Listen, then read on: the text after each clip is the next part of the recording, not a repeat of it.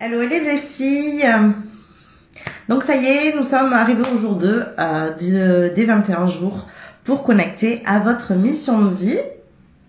Donc aujourd'hui, je voulais vous parler d'un sujet qui est important pour moi, pour justement aller détecter sa mission de vie. D'ailleurs, on va parler toute la semaine de comment vous allez pouvoir mettre en place des choses dans votre quotidien sans pour le moment changer votre vie, votre quotidien, toutes les démarches que vous pouvez avoir à faire dans votre quotidien, et quand même pouvoir vous aménager du temps pour pouvoir aller vous recentrer sur vous et pourquoi pas détecter votre mission de vie. Donc hier on a parlé du coup du manque de temps, voilà, parce que pour moi c'était la première chose à aller voir justement pour pouvoir s'aménager des temps libres et pour pouvoir justement aller voir ce que vous pouvez trouver à l'intérieur de vous-même. J'ai d'ailleurs mis dans mes stories un petit message à ce sujet, c'est secret de fée.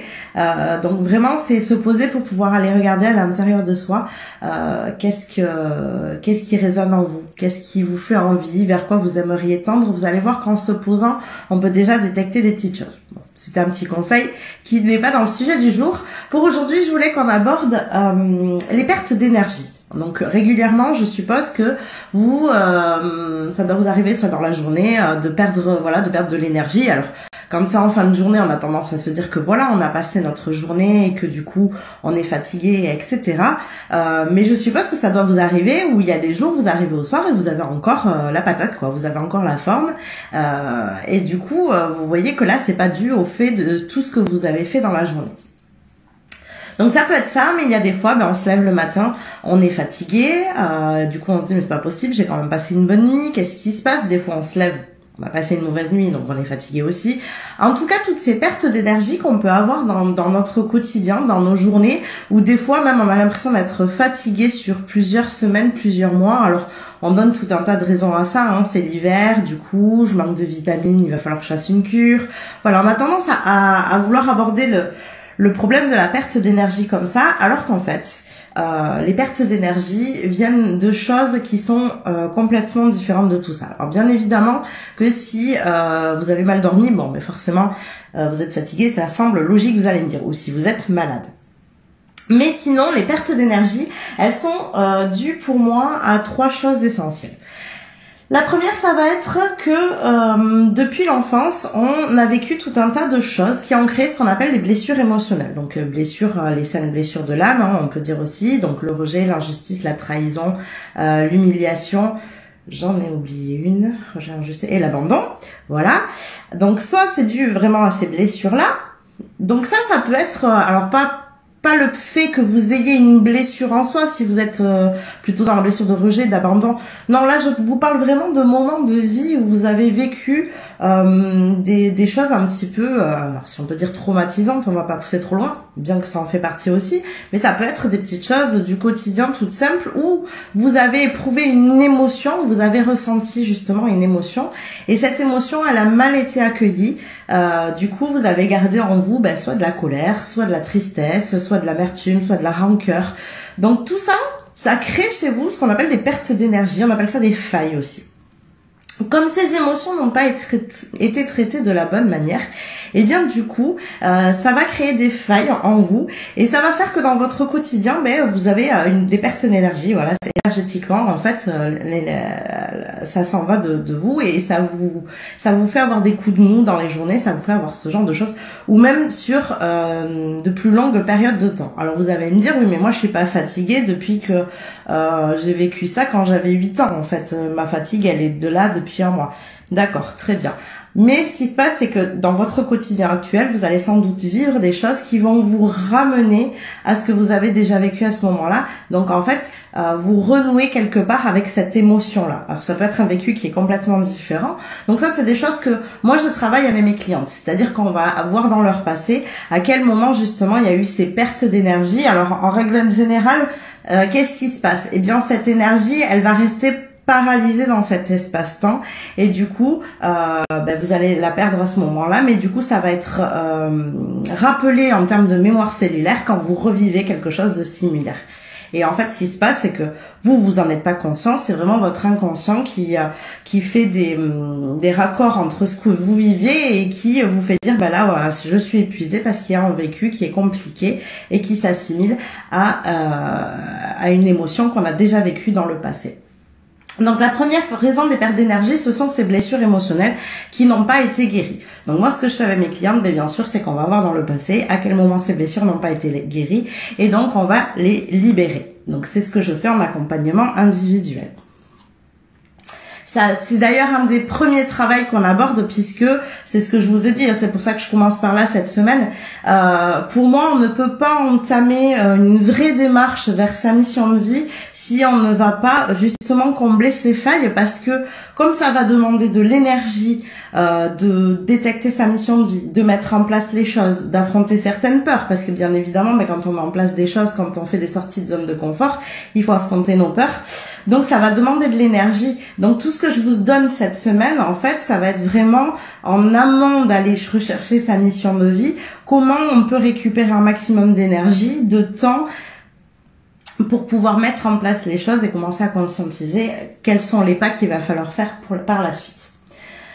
La deuxième chose pour moi qui fait perdre de l'énergie, on appelle ça du vol d'énergie, ça va être toutes les personnes, on va dire, dites négatives. Alors, ça va être les gens autour de vous qui vont avoir tendance à se plaindre. Ça va être les gens autour de vous qui vont avoir tendance à vous demander beaucoup de soutien. Voilà, qui vont demander des coups de main dans tous les sens, une chose ou une autre, ou d'être présent même des fois. Ou tout simplement, eh bien, une personne qui a tendance à être négative à côté de nous, on n'y pense pas forcément, même si elle ne nous parle pas. En fait, énergétiquement, ça vous crée des pertes à vous parce que vous aspirez plus ou moins ces énergies de la personne à côté. Donc, ça peut être des gens avec qui vous vivez dans le quotidien, mais ça peut être aussi des personnes au travail, à l'extérieur, dans la rue, dans les magasins. Ça arrive très très souvent aussi. Je sais pas si ça vous est déjà arrivé de partir faire vos courses et de rentrer et d'être épuisé. Alors bon, les courses c'est pas drôle, on est d'accord, mais il n'y a pas que ça, c'est qu'en fait on est entouré d'énormément de monde dans les magasins et on ne se rend pas compte de l'énergie qui circule à ce moment-là.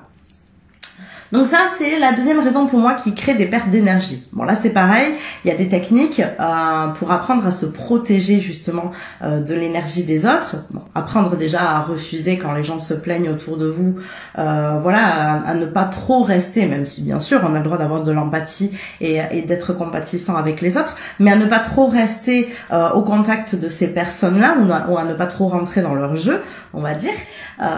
Et ensuite, il y a des manières de se protéger quand vous êtes dans les magasins ou autre. Moi, c'est aussi des techniques que j'apprends à mes clientes. C'est notamment le cas, je ne sais pas si c'est votre cas à vous, mais en règle générale, c'est beaucoup le cas pour les personnes qui sont dites sensibles ou hypersensibles. Pourquoi? Parce qu'au niveau des énergies, elles réceptionnent encore plus que les autres.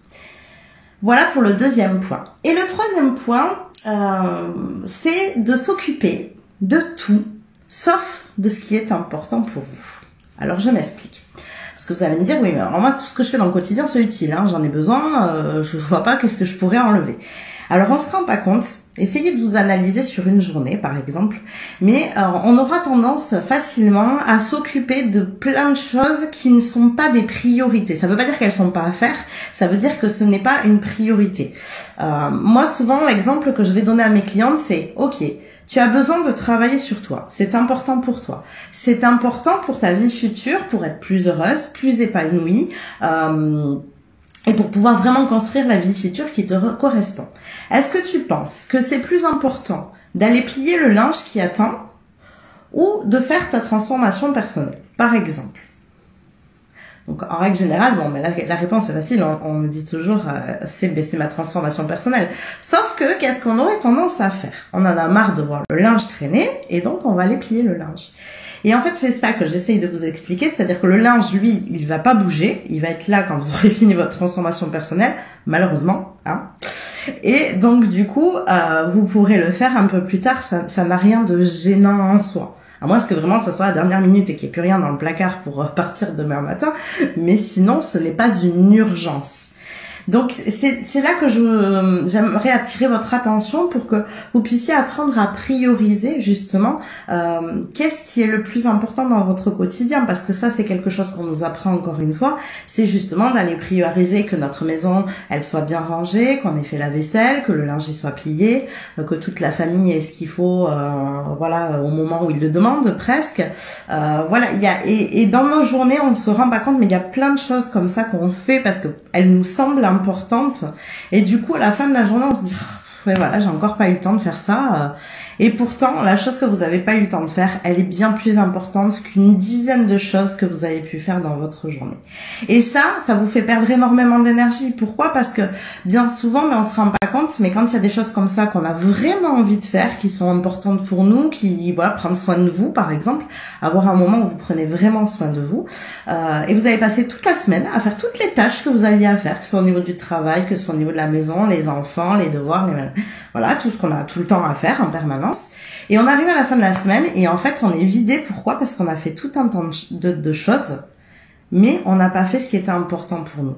On n'a pas fait ce qui allait nous nourrir au niveau de l'énergie. Parce que quand vous vous occupez de vous, peu importe de quelle manière c'est, ça peut être juste se poser et prendre un livre parce que ça nous fait du bien sur le moment, puis dans ce livre on va peut-être apprendre des choses, ou pas d'ailleurs, ça peut être un roman, ça va être se poser comme je vous ai dit tout à l'heure, et puis aller écouter à l'intérieur de soi qu'est-ce qui est important pour nous réellement. Ça va peut-être être écrire une liste de choses qui vous parlent à vous. Alors ça on va y revenir, je vais vous donner d'autres éléments pour avancer vers votre mission de vie dans les semaines à venir. Donc ça peut être tout un tas de choses comme ça, mais du coup, tout ce qui vous concernait à vous, ça a été mis de côté pour prioriser ce que les gens vous ont demandé, prioriser ce qu'on vous a appris que c'était important de faire, parce que il faut que la maison soit ordonnée, etc. Et vous n'allez pas porter attention finalement sur ce qui est vraiment important pour vous.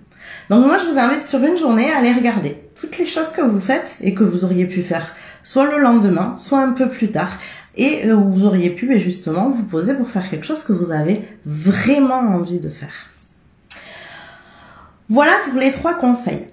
Donc comme je vous ai dit hier, on va se retrouver tous les jours. Alors juste, je voulais vous amener quelques petites modifications parce que au final, j'ai fait un peu ça sur le tas. Voilà, hier j'ai lancé le truc comme ça. Je vous enverrai via mail quand il y aura des petits changements. Alors j'aimerais intégrer sur ces 21 jours des soirées où on va plutôt parler où on va peut-être faire des tirages de cartes en fonction de vos missions de vie, où on va peut-être aller faire un voyage intérieur pour aller justement connecter à vous-même pour détecter cette mission de vie. Voilà, j'aimerais vous amener des choses qui seront un peu plus poussées, on va dire, parce que ça me fait plaisir. Mais effectivement, peut-être que ça serait mieux si vous pouvez que vous soyez là en direct pour le faire. Alors notamment pour les tirages de cartes, puisqu'à savoir que je ne prendrai pas tout le monde, je prendrai 3-4 personnes parce que sinon ça me demande énormément de temps aussi. Donc du coup je prendrai pas tout le monde. Donc autant que vous soyez, que vous sachiez à l'avance à quel moment, quel jour, quelle heure je ferai ça, pour que vous puissiez être présente et que je puisse répondre en direct aux personnes. Donc pour les tirages de cartes forcément ça sera sur du direct, mais pour tout ce qui sera peut-être voyage intuitif ou d'autres, je verrai les idées qui me viennent au fur et à mesure. Et bien ça, vous pourrez aussi les faire en replay, mais c'est quand même plus agréable pendant les lives en direct. Donc je vous donnerai les dates et les heures auxquelles je vous proposerai ça. Et puis bien sûr, toujours, vous pouvez me contacter avec grand plaisir, que ce soit par Messenger ou par mail. Je vous ai laissé l'adresse juste au-dessus pour prendre un rendez-vous pour un appel découverte qui vous est offert. Je vous rappelle que ces appels découvertes, ils vont dans le sens de si vous souhaitez aller plus loin vers votre mission de vie, si vous souhaitez vous faire accompagner, vous pouvez me contacter. On va faire cet appel découverte où on échangera, vous, sur votre vie. Moi, je vous expliquerai comment je fonctionne, et comme ça nous permettra, que ce soit à vous ou à moi, de voir si ça peut matcher et si on peut aller plus loin, puisque j'ai de nouveau ouvert 6 places. Alors, je vous l'ai pas dit hier, mais il y a 6 places d'ouvertes pour mes accompagnements. Donc elles vont partir vite. Je prends peu d'accompagnement parce que je veux prendre vraiment le temps avec mes clientes de les aider au mieux et d'avancer. Donc n'hésitez pas à prendre ces appels découvertes si vous êtes intéressés. Voilà. Et toujours au-dessus, je vous ai mis aussi le webinaire est une travailleuse de lumière, qui explique un petit peu comment fonctionnent mes accompagnements, comment j'aide des femmes finalement à tendre vers cette mission de vie qui leur permettra d'incarner et de rayonner justement leur mission et de se sentir mieux dans leur vie. Je vous fais des bisous et je vous dis à demain.